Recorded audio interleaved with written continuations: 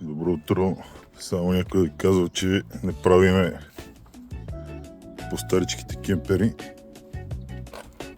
Така малко тестове. Този за соларна инсталация, ремонт на инсталацията, инвертор и нов акумулатор. То вече някак тук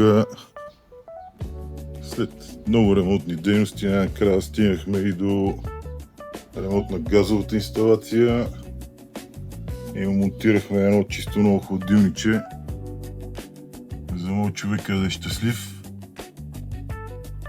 Тук скоро на обява от LGM Trading ще излезе това E-Line 2006 година.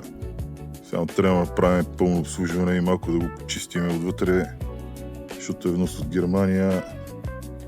Обаче немците са си малко свини по принцип. Тук имаме поредното етруско, което да оборудваме.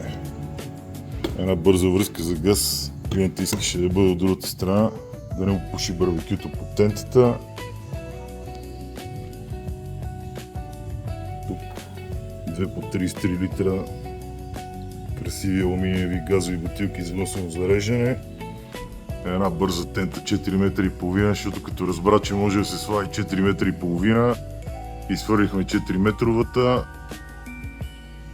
и вече ще има повече място за маси и купони отдолу. Доставихме и един доста добър кемпер на Карадо, който има доста екстри. Точно приключвам, сложих един литиев акумулатор, за да е в крак с модата.